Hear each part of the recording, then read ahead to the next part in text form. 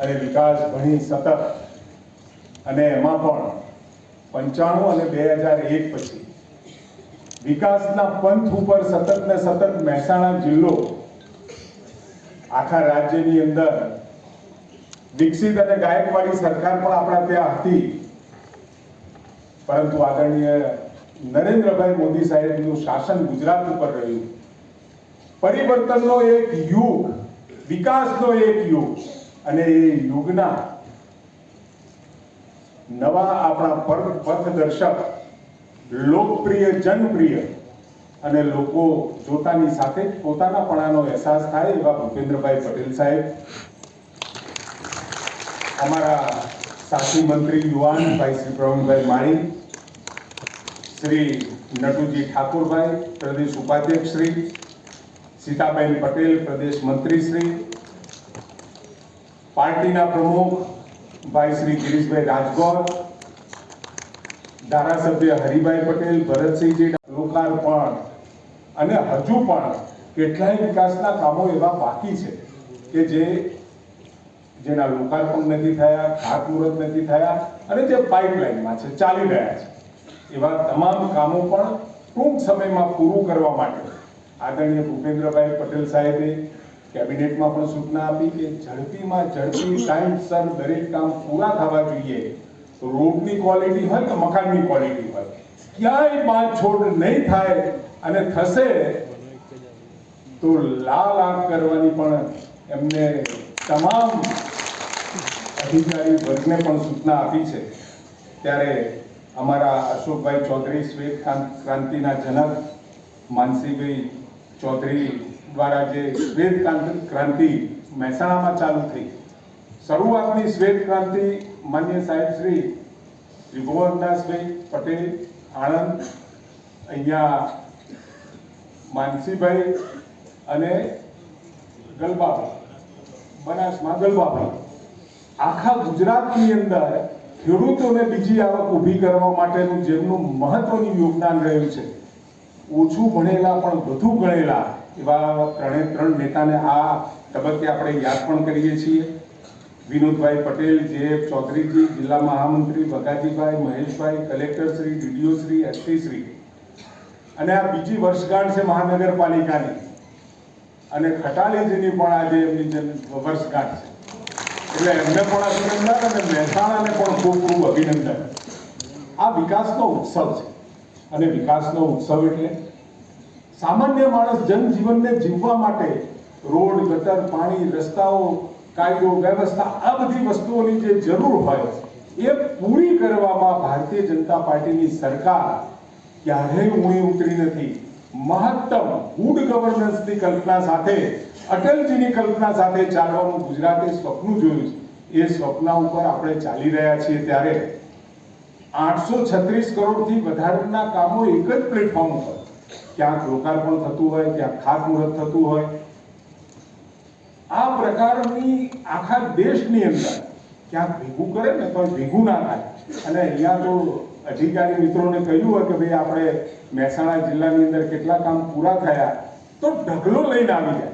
હમણાં થોડા સમય પહેલા આદરણીય મુખ્યમંત્રી શ્રી 800 થી 900 કરોડના કામ અમે શોધીને ભેગા કર્યા હતા. 900 કરોડના કામ એક સાથે લોકાર્પણ, ખાતમુહૂર્ત વિસનગર ખાતે કર્યા. આવા તો કેટલાય કામો દરેક વિધાનસભામાં ચાલતા હશે.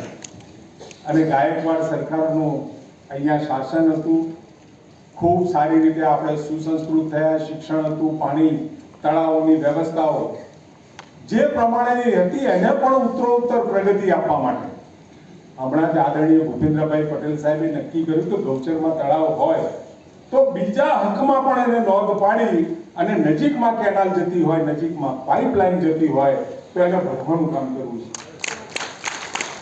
2 કિલોમીટર નહીં, 3 કિલોમીટર નહીં, પણ જ્યાં અવેલેબલ છે અને દૂર પણ તળાવ હોય તો ખેડૂતોને કોઈ પણ પ્રકારની મુશ્કેલી ના પડે અને પાણીનું જળ સંચય થાય, એના માટેનો આ અતિ મહત્વનો નિર્ણય આદરણીય ભૂપેન્દ્રભાઈએ લીધો છે. જેના થકી ક્યાંક સરકારની અંદર સરકારી જમીનમાં તળાવ હોય, વર્ષો જૂનું હોય, ગૌચરમાં હોય, અને છતાં પણ એને ભરવાનો નિર્ણય લીધો છે. અને કિલોમીટરની જે મર્યાદા હતી 2 કિલોમીટર વધાર્યો, 3 થયા.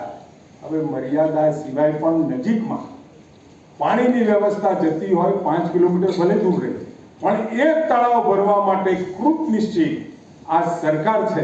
એટલે ખેડૂતો માટે, અને હમણાં તમને ખબર હોય, આપણે સૌએ જોયું છે અતિવૃષ્ટિ ગુજરાતમાં, અને એ અતિવૃષ્ટિના કારણે ખેડૂતોને નુકસાન થયું. જે થયું એ સાહેબ મને કહેતા આનંદ થાય છે, 1.31 લાખ ખેડૂતોને આ જિલ્લામાં માનનીય સાહેબ શ્રી 236 કરોડ એમના ઘરે પહોંચાડવાનું કામ કર્યું.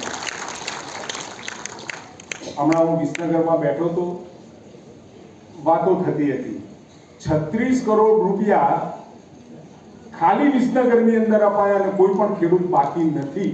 મોટા ભાગના ખેડૂતો આવરી લીધા છે. 19,000 ઉપરના ખેડૂતોને 36 કરોડ વિસનગરમાં મળે. મહેસાણાની અંદર 236 કરોડ, મહેસાણા એટલે આખી આપણી જિલ્લામાં 236 કરોડ રૂપિયા મળે. એટલે સારું હોય ખોટું હોય, હતું કે નતું, પણ સરકારે ઉદાર હાથે આપ્યું છે. આમાં તમે સમજી શકો છો કે સરકાર ખેડૂતો માટે કેટલી ઉદારતાપૂર્વક, અને ભૂતકાળની અંદર તો ખેતરમાં જવાનું, શું આવ્યું હતું નતું આવ્યું ને એનું પંચનામું થાય ને, અહીંયા તો ગામની અંદર બેસી પંચનામું કરી ત્યાં ને ત્યાં ખૂબ ઝડપથી 10,000 કરોડ ઉપર, એટલે લગભગ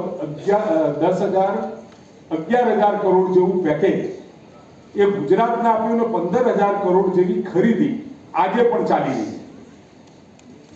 MSP ની ખરીદી, MSP ના ભાવો તો વર્ષો પહેલા આદરણીય નરેન્દ્રભાઈ સાહેબ વડાપ્રધાન નહોતા ત્યારે પણ ભાવ નક્કી થતા હતા, ખરીદી નહોતી થતી. એ ખરીદી સમગ્ર દેશભરમાં, ને એમાં પણ સાહેબ અહીંથી જ વડાપ્રધાન બન્યા હોય ગુજરાતના મુખ્યમંત્રી પછી, એટલે ક્યાંય પાછું વળ્યા સિવાય ભૂપેન્દ્રભાઈએ છૂટ આપી છે કે ખરીદી કરો, જેની પાસે હોય એને ટેકાનો ભાવ મળવો જોઈએ. 15,000 કરોડની ખરીદી થઈ રહી છે. ઊંડા પાણી જતા હતા, સુખલામ સાહેબે આપી, સૌની યોજના આપી. 1 મિલિયન એકર ફીટ પાણી કચ્છ બાકી હતું તો એ પણ આપવાની યોજના બનાવી દીધી. સ્કેરસિટી, દુકાળ જેવી પરિસ્થિતિ ભૂતકાળમાં જે પેદા થતી હતી, આજે એવી કોઈ પરિસ્થિતિ નહીં. અને 2001 પહેલાનું તમે જો વિચારો તો મને યાદ છે કે લગભગ 86, 87, 88 ના સમયગાળામાં જે સ્કેરસિટી હતી એ વખતે લાગતું હતું કે ઉત્તર ગુજરાત ક્યાંક રણનો વાયરો તો નહીં બની જાય, રણ તો નહીં બની જાય. પરંતુ આદરણીય નરેન્દ્રભાઈએ મક્કમ નિર્ધાર કર્યો, લોકોને જાગૃત કર્યા, પાણી બચાવવાનું આહવાન કર્યું, અને એના કારણે પાણી બચાવતા થયા, તળ ઊંચા આવ્યા છે. જે કોલમો બોરમાં પાડવી પડતી હતી, ઉતારવી પડતી હતી, એની જગ્યાએ કાઢવાનો સમય આવ્યો છે. મને યાદ છે, મને ખબર છે, ખેડૂતોની સાથે બેઠો, ક્યાંય પાણીના તળ જે હતા એના કરતા ઊંડા નથી ગયા, અને ઉપરાંત 10 ફૂટ, 20 ફૂટ, 30 ફૂટ એટલા ઊંચે આવ્યા. તળાવમાં પાણી ભરાય, લાઇટ બિલ ઉપાડીને તળાવમાં પાણી નાખવાનું હોય, લાઇટ બિલ સરકાર ભરે. HP અને મીટર 60 પૈસા, કેવળ 60 પૈસાથી મીટરથી ખેડૂતોને પાણી અપાય, કનેક્શન અપાય. 3 મહિનાની અંદર ખેડૂત અરજી કરે, કનેક્શન મળી જાય. ખૂબ જેને કહેવાય ગુડ ગવર્નન્સ, સુશાસન કોને કહેવાય આજે કહો, અને તરત ક્વિક એક્શનની અંદર એ વસ્તુ લોકોને મળતી થાય. એ પ્રમાણેનું વાતાવરણનું નિર્માણ થયું છે. PSC, CSC, sub district hospital, અને આપણા ત્યાં તો ભવ્ય એવી ડિસ્ટ્રિક્ટ હોસ્પિટલ બની રહી છે. ખૂબ મોટી મલ્ટી સ્પેશિયાલિટી હોસ્પિટલ બને એવી તમામ સગવડો સાથેની આપણી પાસે હોસ્પિટલ અવેલેબલ થઈ રહી છે.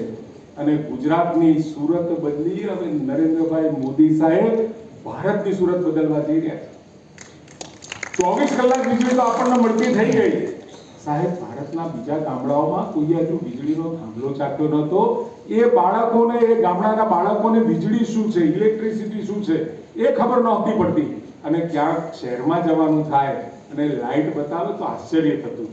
16,000 ગામોમાં આદરણીય નરેન્દ્રભાઈ મોદી સાહેબે વીજળીના તાર પણ પહોંચાડ્યા, થાંભલા પણ પહોંચાડ્યા, અને વીજળી પણ પહોંચાડી.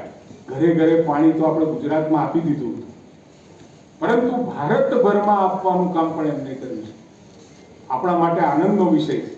ભારતને જે હવે મળી રહ્યું છે એ ગુજરાતને નરેન્દ્રભાઈએ પહેલા આપી દીધું છે.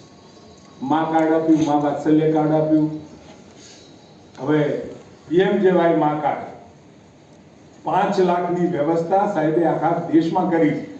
પરંતુ ભૂપેન્દ્રભાઈ પટેલ સાહેબે 22ની ઇલેક્શન વખતે નક્કી કર્યું હતું 5 લાખ નહીં, મારે 10 લાખ આપવા છે.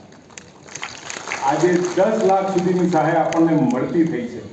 રોડ રસ્તા એ વિકાસની પ્રાથમિક શરત હોય છે. કોઈ પણ દેશનો જીડીપી એ રોડ રસ્તાઓના આધારિત ખૂબ મહત્વ ધરાવે છે. પહેલા એક સમય હતો કે નેશનલ હાઈવે 12 કિલોમીટર પ્રતિદિન બનતા હતા. આજે આ નરેન્દ્રભાઈ મોદી સાહેબના શાસનમાં 35 કિલોમીટર બની રહ્યા છે. કિસાન સન્માન નિધિ, ખેડૂતોને સન્માન આપવાની વાત, નાના ખેડૂતોની ચિંતા કરવાની વાત પણ નરેન્દ્રભાઈએ કરી છે અને લોકોને જાગૃત કરવાનું કામ પણ.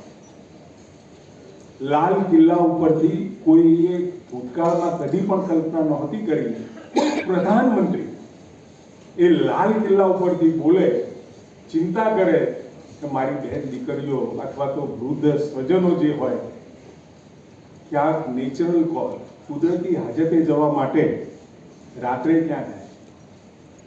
સાહેબ, શૌચાલયની વાત કરવાની હિંમત એ આ નરેન્દ્રભાઈએ કરી દીધી અને એ પણ સ્વતઃથી 8 કિલોમીટર નદીના તટમાં પાણી ભરી રહે એ પ્રકારની વ્યવસ્થા આ વીએમ દ્વારા થવાની છે.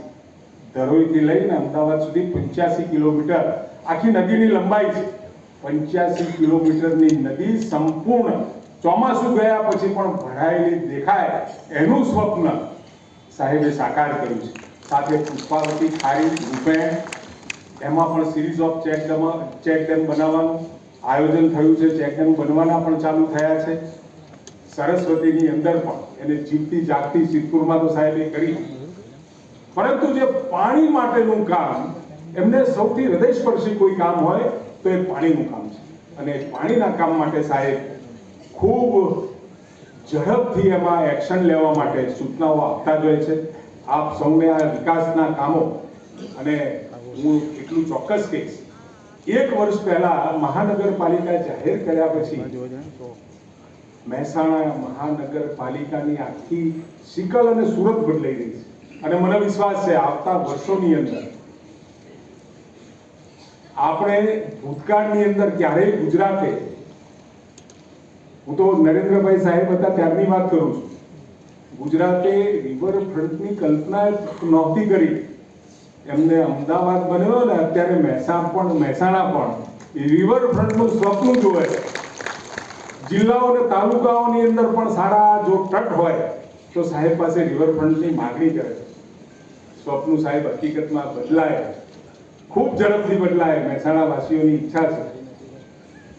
તો મને લાગે છે ત્યાં સુધી સુંદર મજાના રિવરફ્રન્ટ અને બાકીના વિકાસના કામો આપણને ચોક્કસ મળવાના છે. ત્યારે આપ સૌને હજુ પણ આગામી સમયમાં મહેસાણાવાસી અને મહેસાણાના ગ્રામ્યજનોને પણ એમની વધેલી વસ્તુઓ, બાકી રહી ગયેલી વસ્તુઓ ક્યારે પૂરી થાય એની હવે કલ્પના કરવાની જરૂર નથી. એ પૂરા ચોક્કસ થવાના છે. અત્યારે ગામડામાં જ્યારે ગ્રાન્ટ ફાળવવાનો વિષય આવે એટલે સરપંચ અને કાર્યકર્તાઓ પણ ક્યાંક અવઢવમાં આવી જાય છે. શેમાં લખીશું સાહેબ, અમારે આ તો થઈ ગયું, ફલાણું થઈ ગયું. એટલી બધી વિકાસની ગતિ હતી કે હવે પછી ગામડાઓમાં પણ ગ્રાન્ટ વાપરવી હોય તો વિચાર કરવો પડે એ પ્રકારની પરિસ્થિતિ પેદા થઈ છે. પરંતુ હજુ પણ વિકાસ એ અવિરત પ્રક્રિયા છે. પહેલા તો એક સમય હતો કે મંદિરમાં જવું હોય તો સાંપ્રદાયિક કહેવાય જઈશું એવી ચિંતાથી રાજકારણીઓ જતા નહોતા કે મંદિરમાં ગયા કોઈ ફોટો પાડી લેશે તો બીજા સમાજના મતો નહીં મળે, એવી ચિંતા કરતા હતા. હવે તો સાહેબ ગૌરવથી કહીએ છીએ કે અમારે વિરાસત પણ થઈ ગઈ છે. અમારી આસ્થા સનાતન સંસ્કૃતિની સાથે વિકાસની કલ્પનામાં આજે ભારત દોડી રહ્યું છે. ત્યારે આપ સૌને વિકાસ અને વિરાસત આ બંને સાચવવાની જવાબદારી આપણા સૌની છે. અનેક શાસકોએ રાજ્ય ભલે કર્યું હોય પણ ક્યારેય સનાતનને એ ડિસ્ટ્રોય નથી કરી શક્યા, નાશ નથી કરી શક્યા, કારણ કે આપણને ગૌરવ છે, આપણા દિલમાં રામ વસેલો છે, આપણા દિલની અંદર કૃષ્ણ વસેલો છે. ત્યારે આપ સૌને આગામી સમયમાં આસ્થા સાથે વિકાસને જોડવાનું કામ ભારતીય જનતા પાર્ટી નરેન્દ્રભાઈએ કર્યું છે. આજે સોમનાથ હોય, મહાકાલ હોય, કાશી હોય કે રામ મંદિર હોય, આપણે ગર્વથી જઈ શકીએ. અને જે ધાર્મિક પર્યટનમાં પણ, પર્યટન બે ત્રણ પ્રકારના હોય, મનોરંજન માટેનું પણ પર્યટન હોઈ શકે, ધાર્મિક પર્યટન માટેની પણ હવે લોકોની આ 31મી ડિસેમ્બર છે, આપણે કોઈ નાવા નેચવવા નથી, અને છતાં પણ રામ મંદિર હોય, સોમનાથ હોય કે આપણા ધાર્મિક સ્થળો ઉપર પણ લોકો જઈ અને ત્યાં આગળ દર્શન કરે, એટલે એક પ્રવાસન અને રોજગાર અને રાજસ્વનો ખૂબ મોટો વિષય પણ હવે વિકસિત થઈ ચૂક્યો છે. આપ સૌને આગામી સમય માટે પણ કોઈ પૈસાની ચિંતા નથી. ભૂપેન્દ્રભાઈ પટેલ સાહેબ કાયમ કહેતા હોય છે કે વિકાસ માટે ક્યારેય પૈસાની આપણને ગુજરાતને તકલીફ નથી. ત્યારે આપ સૌને ખૂબ ખૂબ અભિનંદન.